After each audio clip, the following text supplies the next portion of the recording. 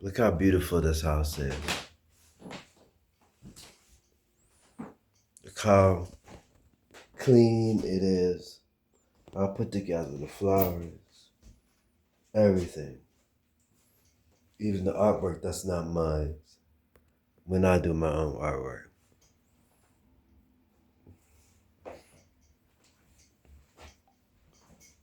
Look at it. Oh. The television that I never get to watch. Look how big the television I never get to watch is. Look how beautiful it is. Even though it's so small. Look at the clock from university hospitals for good long worker basically. Every now and then they give a bonus. You get to pick an item, you get a clock like that for working years. And when you get a clock, just a clock like that for working years, you should know better. You should know better. When you get a clock for working like that for only about 10 years, a long time, 10 years, and you get like a $30 clock.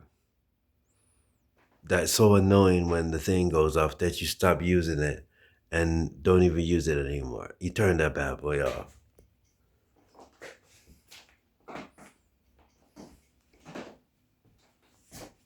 And how life is short, the grandfather that died on a car ride, basically, spending time with his family,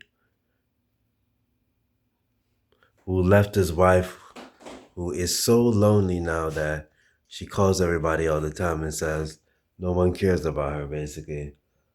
No one checks on her. And then you realize how life is short and unpredictable. And you let this happen to your own son, basically. I'm telling you, or the mother that died, the grandmother that died.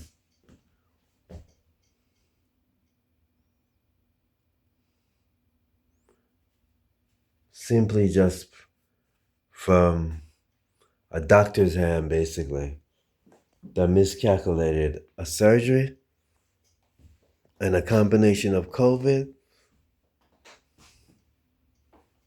and it still continues. And this is the atmosphere, how everything is beautiful. It makes no sense. Absolutely no sense. And the guy that walks by down the street, basically, with his two bags, basically.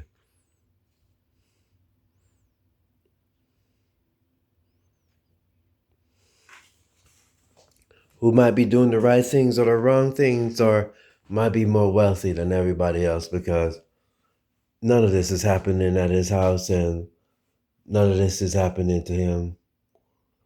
But look how beautiful it is, and how everything is. Look how the green. Look how everything looks. Look at the weird signals of tampons, 3 tampons on the floor. Look at things. Look at the space that the person that used to live here, that didn't pay no rent whatsoever, who couldn't even give me $900 to get my certificates, basically, at Coressa, basically. Yet she didn't pay no rent. She was here, and this is her room. She still got stuff here. This is how big her room is. This is the keyboard I used to play. I can't even put it in my room anymore.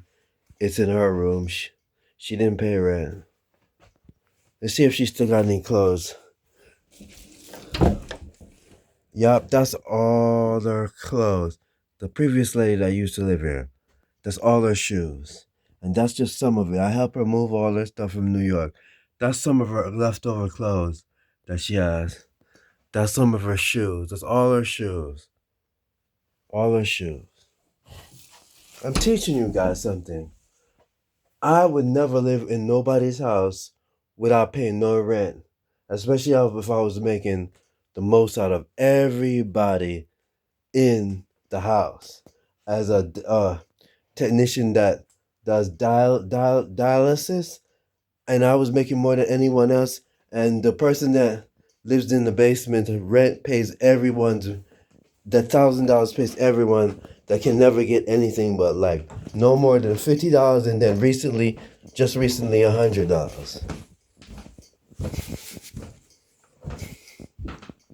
And that inflated Cash App number, which was insane. How, and this is the room, the occupied room that I can't even have too, cause I love light. I love light, and in that inflated Cash App for like 3 months, that made me look like I was getting $300. That I try to report, that will literally set me up, and the people that try to donate to my Cash App and it never goes through, basically.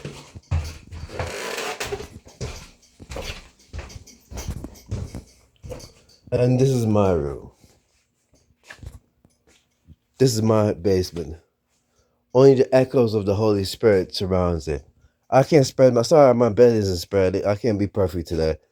And no, Pastor Vernon said, you spread your bed, you most likely start your day off. But I've been washing and doing certain things, clothes, so I'm not gonna fold my clothes, but yeah. Sometimes I spend my time meditating and falling asleep in the chair, but this is it. Pretty simple. These are only the records I have.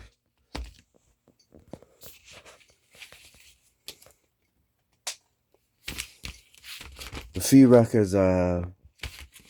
Just a little bit.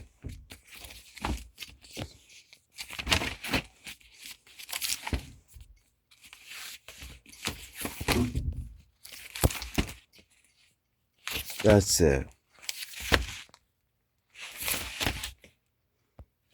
Pretty much, I can't even buy the records I want or do to make records I want. Yeah, people want to use me for music and samples and Ray to find them. I can't even buy the things I want. This is my new speaker, basically. This is my new speaker that I use when I make music.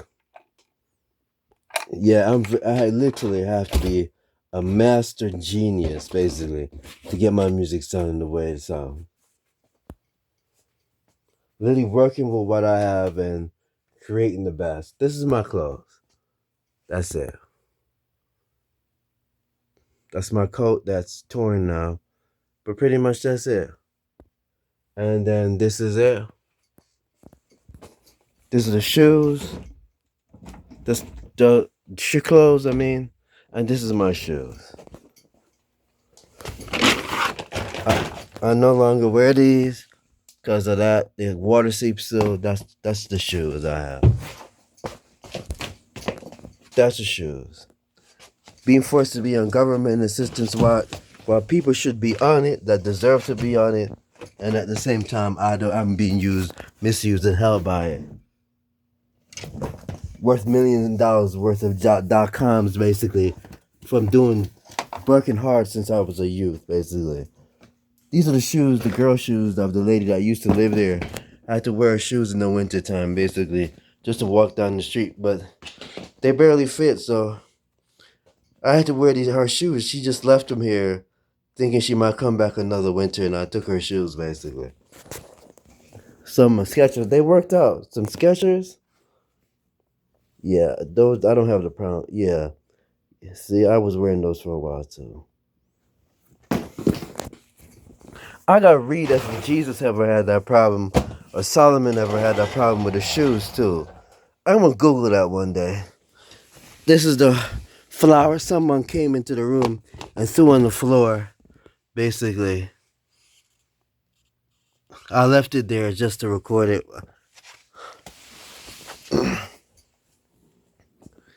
I bought that flower from Home Depot. Yep, that's the shoe. I can't use any of these shoes. Where's the dress shoes at? But I do have dress shoes. You can't wear dress shoes and nobody walks miles in dress shoes. Especially in the winter. I'm not trying to mess my health up or mess my feet up. And that's it. Those are my two dress shoes. I can't wear these anymore These are gone. These are through. And so basically, I have these that are too big that the homeless person gave me to me in Shaker. I'm probably gonna try to sell these back. I gotta wear these without socks because they're too big. These are the shoes I have that I bought in winter that I can finally wear. And basically, in about probably 3 weeks or so, I'm gonna need a new pair of shoes.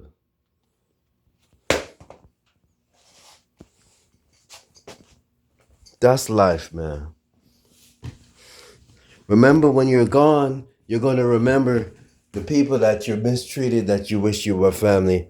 Oh, I know I worked in group houses. They would complain about nobody cared about them, no one called them, no one, the families, their daughters, didn't care about them, they never showed up.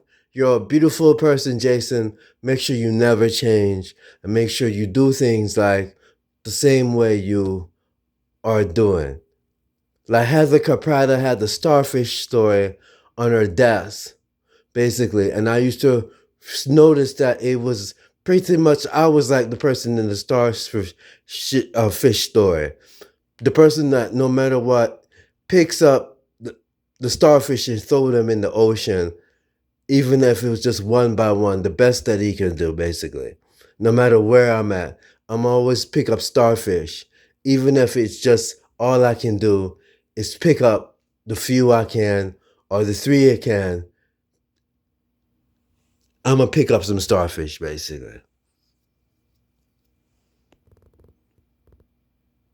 Or the guy who coached soccer for the Shaker Heights team, basically, the women's team, who would everybody used to, and a business person named Alex, who I realized had a thing where he tried to save as much money as he can, basically, so that him and his mother could own a house, basically, while he was a carpenter, beautiful carpenter, basically, and die and leave the house to his mother when no one cared about him, basically, after he got sick, basically.